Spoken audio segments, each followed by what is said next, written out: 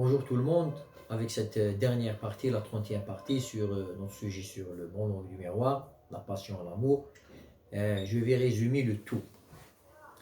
Je veux dire dans la quête du sentiment amoureux. Si l'âme voit une beauté, elle s'affirme.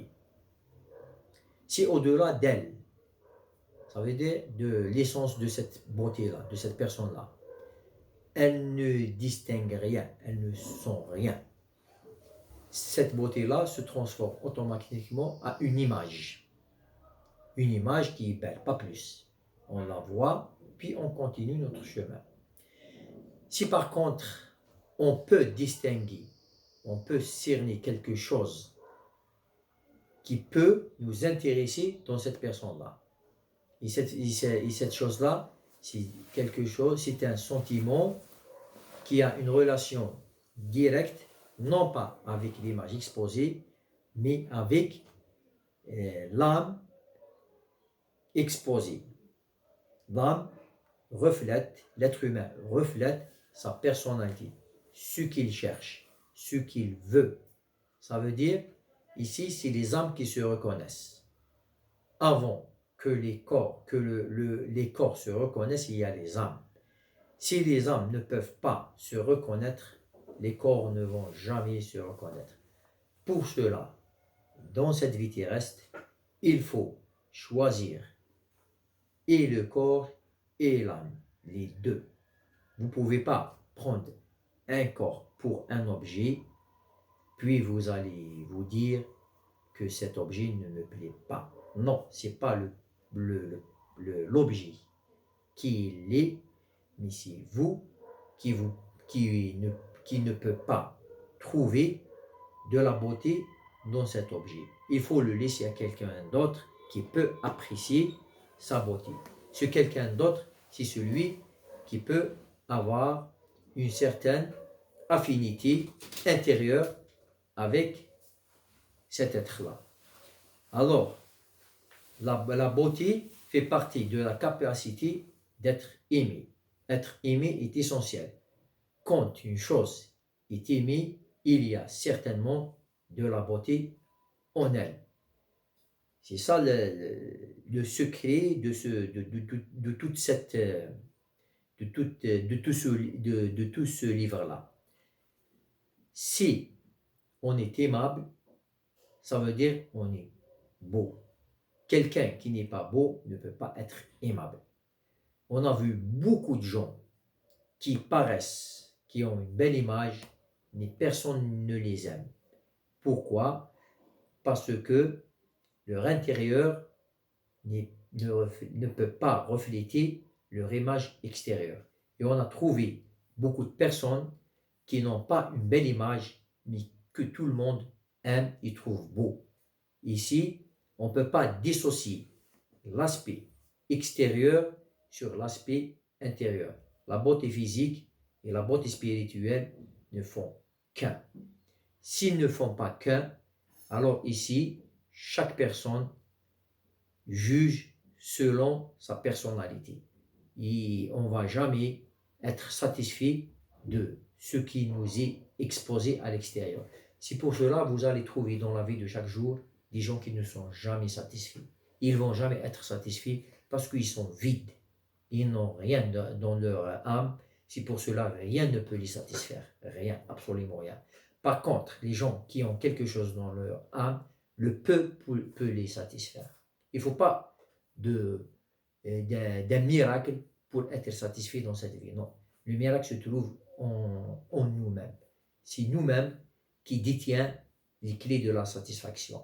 Mais en nettoyant le miroir qui est le cœur, en le purifiant, en l'entretenant et en cherchant que les belles choses, que les belles paroles, que les belles intentions.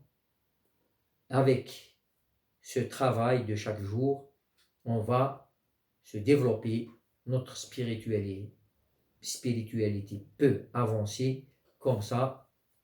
Quand on va rencontrer une personne, ce que nous, on cherche, on peut le détecter chez l'autre. Pourquoi? Parce qu'on a les capacités de les sentir. Mais quelqu'un qui n'a pas ces capacités-là, il ne va jamais reconnaître chez l'autre qu'est-ce qu'il a de valeureux, qu'est-ce qu'il a de beau, qu'est-ce qu'il a de noble. Jamais, parce que lui, il ne peut pas les comprendre. Comme les scientifiques disent, quelqu'un qui ne comprend pas les mathématiques, si vous lui donnez un texte, il va le lire sans jamais pouvoir le comprendre. Quelqu'un qui ne comprend pas la musique, si vous lui donnez un texte de musique, il va le voir. Pour lui, c'est du chinois, il ne peut rien comprendre. Alors, dans cette vie, quelque chose qu'on n'a pas développé en nous-mêmes, c'est pas la peine de la chercher chez les autres, parce que vous n'allez jamais la retrouver, parce que vous n'allez jamais la comprendre. Et comme ça, avant de demander aux autres une chose, il faut que vous l'ayez en premier vous-même. Si vous ne l'avez pas, vous ne pouvez pas l'apprécier. Et même pour les autres, c'est la même chose. Comme ça, on peut construire une société, un environnement, une famille, un groupe en harmonie et en équilibre. C'est pas en déversant nos soucis et nos problèmes sur les autres qu'on peut trouver des solutions à nos inquiétudes. Non. C'est en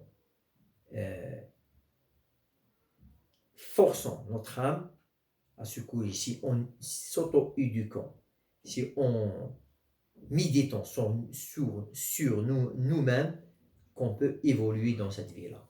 Et comme ça, tout le monde peut trouver sa part du gâteau dans cette vie-là. Sinon, on n'aura que des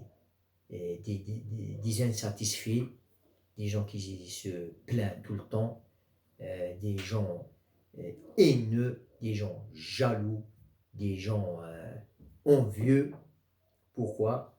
Parce que leur âme n'a pas été remplie d'amour.